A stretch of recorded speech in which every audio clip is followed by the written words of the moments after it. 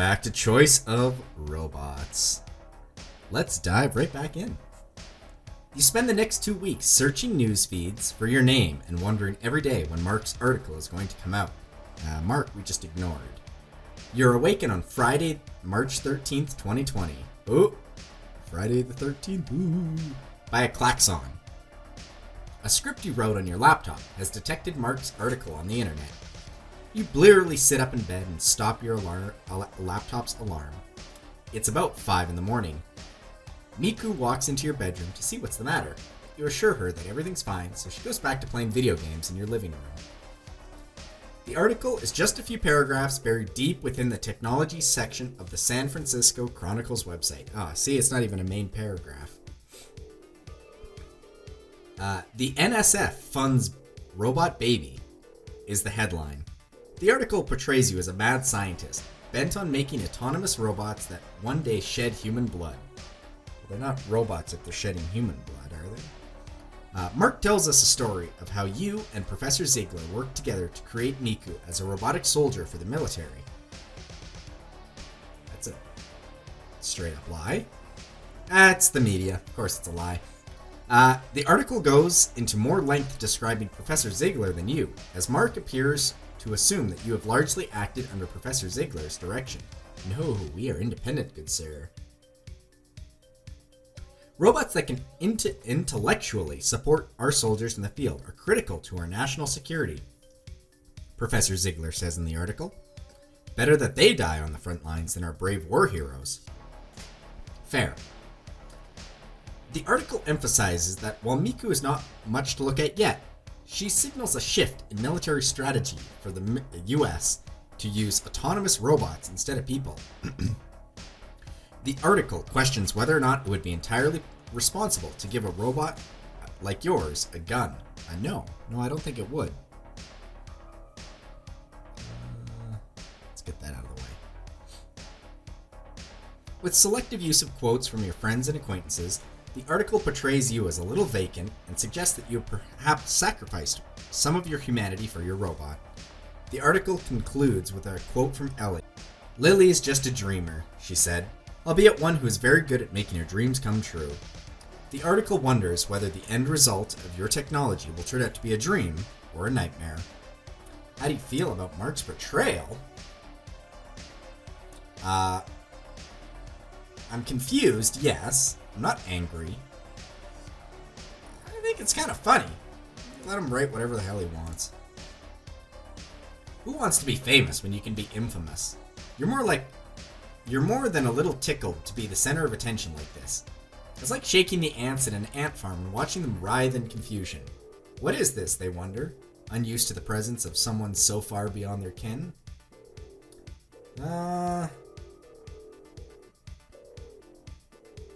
We don't care about the article, and yeah, that's fine. Miku walks back into your room, and you show her the article. "It is about me," Miku says, cocking her head to one side. "Yes." "The article suggests we are a little too uncontrolled," Miku says. "That we are therefore dangerous." She slumps a little. "Don't worry about that, Miku. That's one of the things that makes you special." Miku shakes her head. "No, I must be more careful." Miku goes to the corner and huddles into a ball. No amount of your cajoling seems to be able to get her out of the funk. She will be more careful from now on. But some of her joyful spirit has been dampened. Oh, damn. That hurts it, autonomy. We can see stats, actually, at any point in time.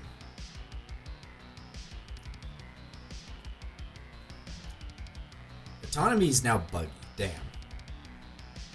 Military is useless. Empathy is amazing. Grace is amazing. We're pretty human. We're broke. We've got no romance, and we've got no fame. Naturally.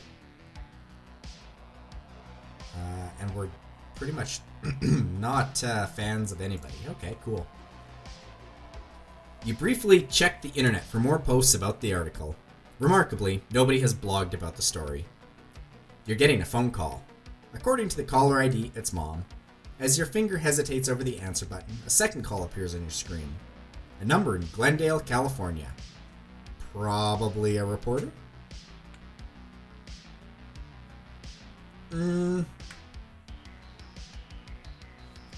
Let's answer and see who's from Glendale. You decide Mom can wait. The mysterious call is probably more important. But it turns out to be a robocall for the politician named Jacqueline Irons. It's not even good speech synthesis. They're using some crappy tape-based system from the 80s. Wow. You hang up and try to get Mom, but when your call goes straight to voicemail, you realize she's probably run out of phone battery. You realize that you haven't checked your email at all today.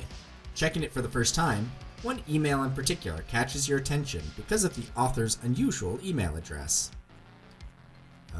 Obsession 1987. Out of curiosity, you open the email.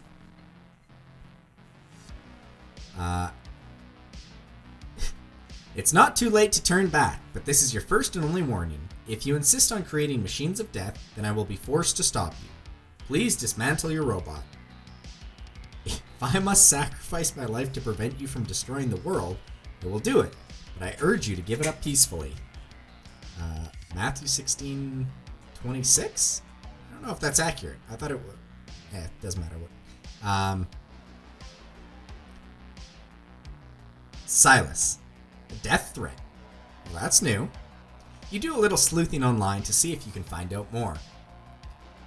Silas was not very savvy about covering his tracks online. You find an old public Facebook profile that reveals his last name is Cooper, and that he lives somewhere, a somewhat poor zip code. What? He lives somewhere? In a somewhat poor zip code in San Jose. He has no more than a handful of Facebook friends. The man in the old Facebook profile is overweight, has a scraggly black beard, and appears to be giving the camera a skeptical look.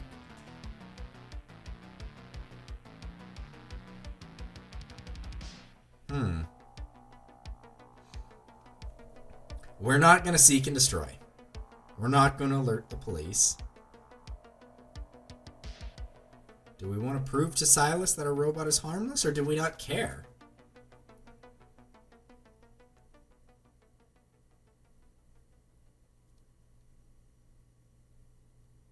No, we don't care. People can think whatever the hell they want about our robot. You figure famous people get this sort of thing all the time, and probably just ignore it. You do the same.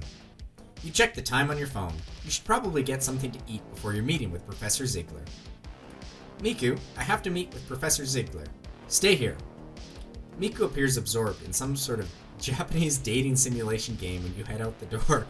Oh no, she's found the Sakura series.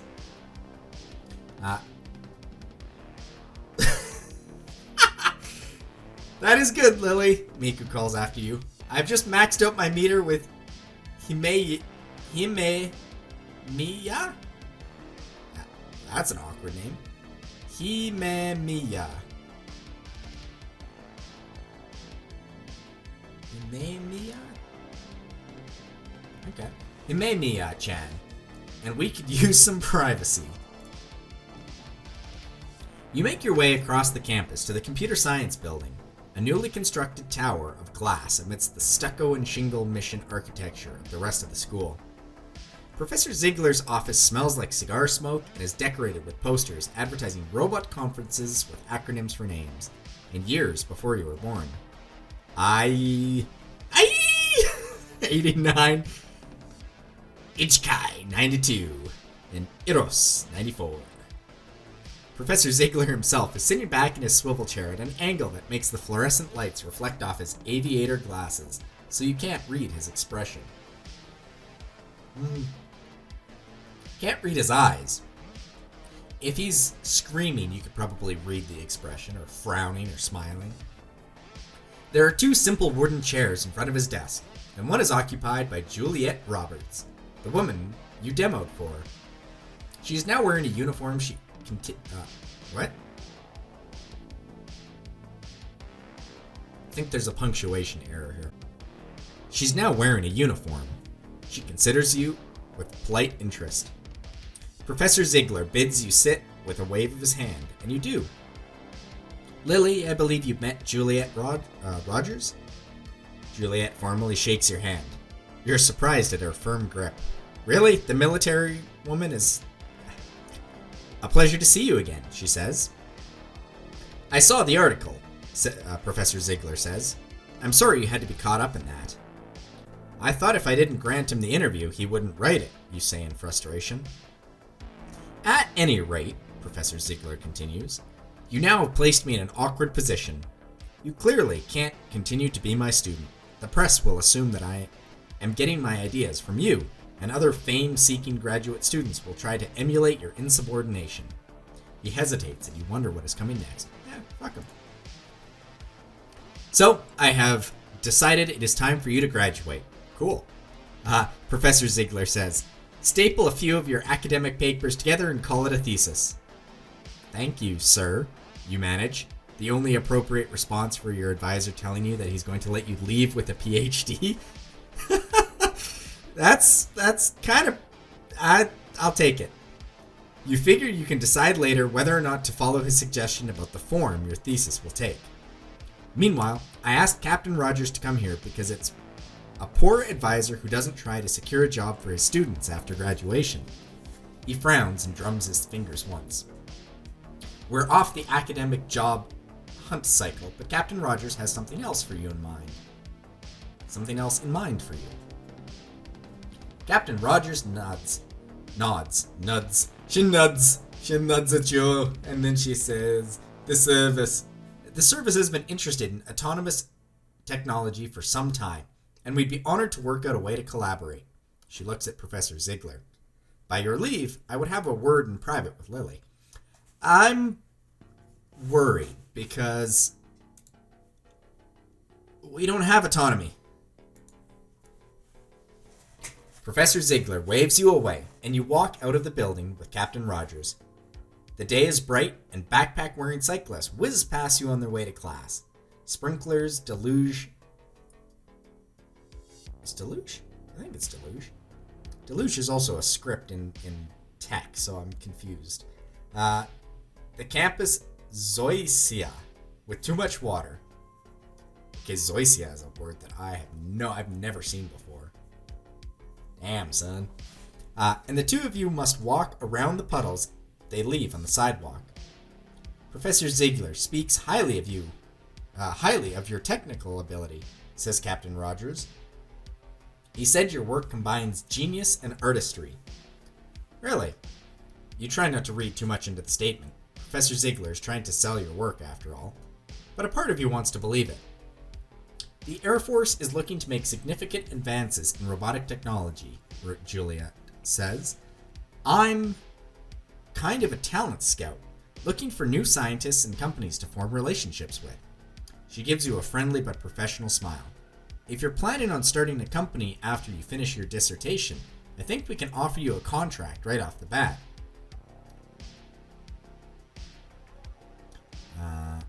That's an important question.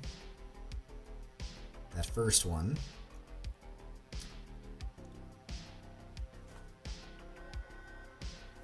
What's our relationship with this chick right now?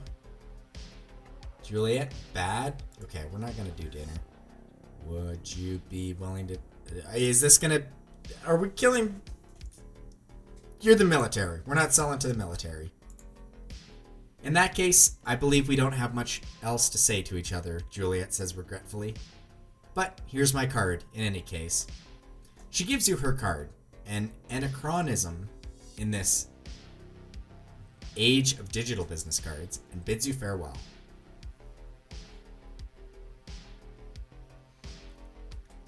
Social graces? Self-defense?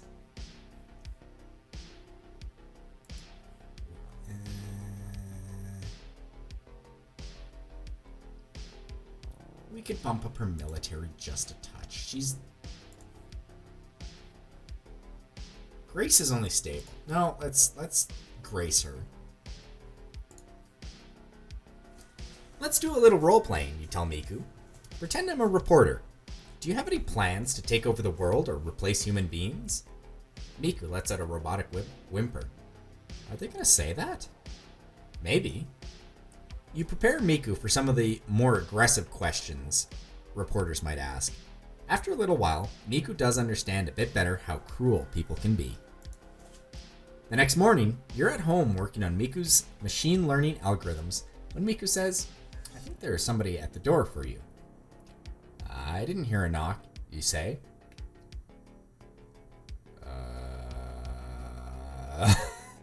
Miku listens further. They are gone now.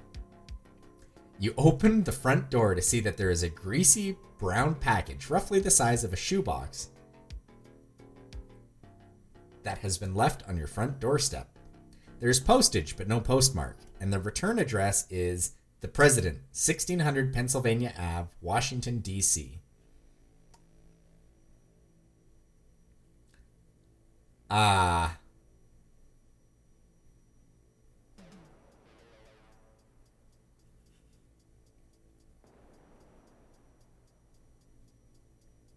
What? How do we...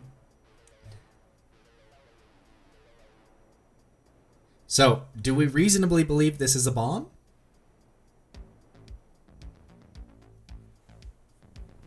If we shake it, that's dangerous. If we open it carefully, that's dangerous.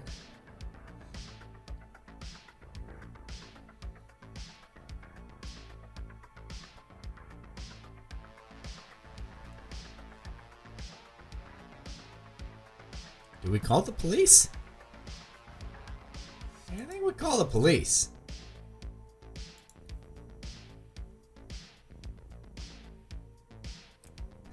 You dial the police and wait for somebody to pick up.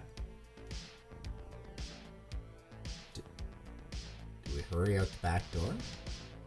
Yeah, I think we hurry out the back door. Can we bring Miku with us, please? Oh, shit! You run out the back door and Miku follows closely behind. An explosion shatters the window of your apartment, setting off car alarms all around the block. A raging fire blazes within. You quickly dial 911, then enlist the help of Miku and the neighbors to douse the flames with a bucket brigade while waiting for help to arrive. But it is too late. One by one, you see your possessions inside crack and burn, while the flames near the front door prevent you from entering. "Guess I'm sleeping in the lab tonight," you say ruefully. One by one, reporters show up in their local news vans, setting up cameras that stream video of your destroyed apartment to the internet. You're pretty certain that the bomb was sent by Silas, who sent you that death threat. No, first of all, we don't know it was Silas who sent that.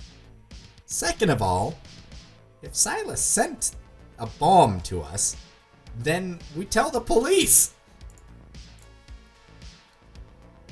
You spend the evening finding a hotel to stay in for a little while. By the time you've schlepped your remaining stuff, the evening is shot.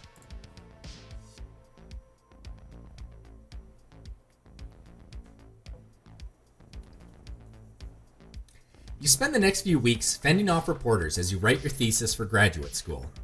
Unsupervised learning in the Miku architecture. When you finally defend your thesis, Mom, Dad, and Miku are all there at your final presentation. At the school's reception for fresh doctorates, Mom jokes, "So, do I have to call you Dr. Tezuka now?" You demur, "But it is what the screen stats call you now." Wait, does it? Oh, nice! I like the fourth wall there. "Lily, I can't tell you how proud I am," Dad says, shaking your hand. "Thanks, Dad," you say. It's a moment you would relive over and over. Was there ever more you could have said? How were you to know it was the last time How were you to know it was the last time you would see him?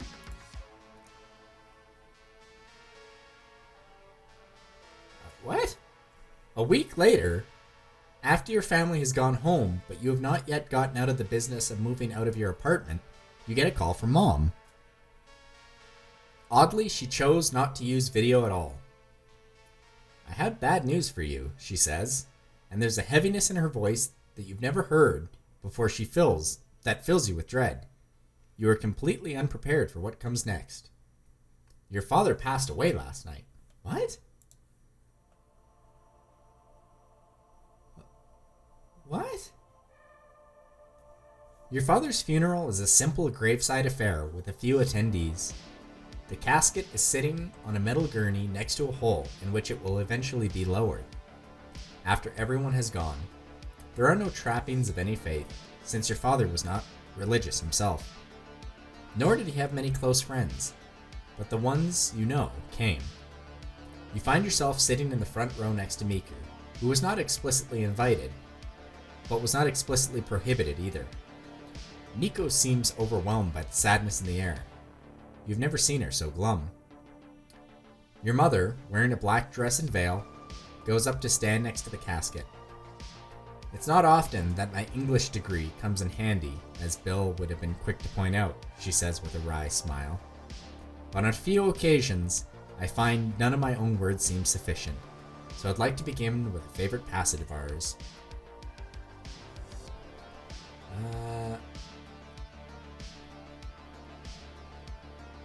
To everything, I don't think we're going with the Beatles.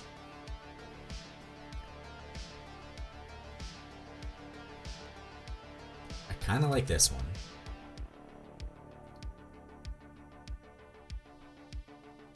Yeah, I like that one.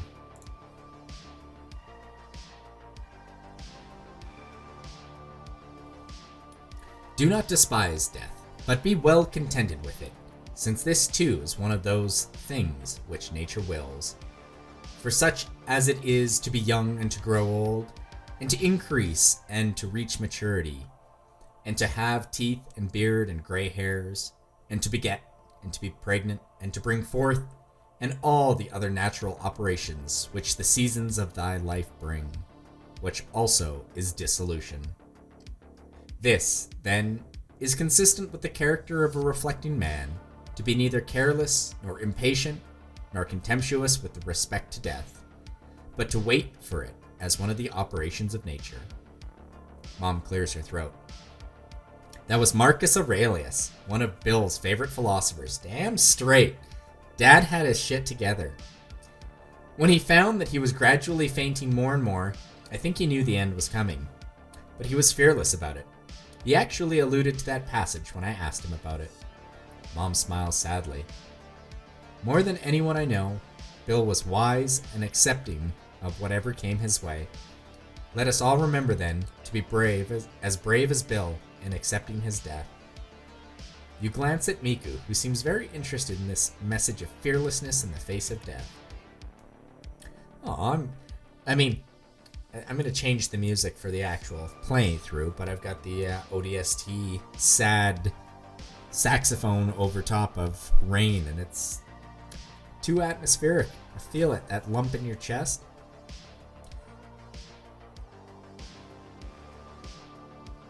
You sit through a few more of your father's friends giving recollections of him. He was brilliant, they say, but you also get the feeling he was not always there for his friends, that he was lost in his own world. They never say he was kind or that he was full of love. Indeed, he always seemed distant to you as well. After the service, you walk up to your father's casket and place your hand on it. What have you resolved to do in the light of his death? Oh damn, Dad had a tumor. Okay. Good to know.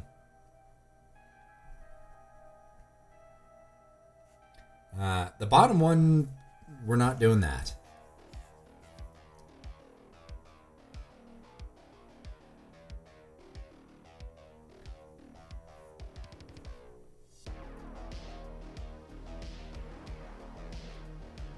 I want to figure this out. I'd be worried about it. If it was so sudden and nobody expected it, then I'd be curious. I'd be worried. You find out from your mother that Dad had become subject to fainting spells increasingly over the past few years, and that he often reported seeing visions during these spells. But Dad stopped going to the doctors about it after the first few unhelpful diagnoses. One said he was standing up too fast, while another told him he wasn't eating enough whole grains. He rose slowly, he ate bowls upon bowls of brown rice, and still the fainting persisted. That's about all Mum can help you with, but you go further. You submit some hair in Dad's old electric razor to a DNA analysis firm to see whether the cause is genetic, and submit your own DNA to see if you very well might carry the same disorder. When the results come back, you do find one very interesting result. He had a preponderance of genes that are associated with increased neuronal branching factor and new neuron growth at the expense of increased risk of cancer. You are likely to share many of these genes with him. That is a sentence that I don't understand. Your research leads you to academic papers about how the increased branching factor might increase intelligence and reaction time, and this gives you ideas for better robotic cognitive architectures. But if this gene caused Dad's death and you have it, there's probably very little you can do about it. After that sobering experience, you realize that it's finally time to decide what to do with yourself now.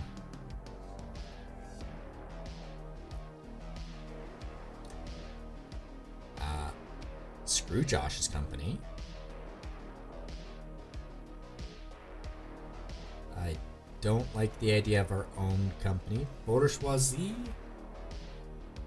Broke but free.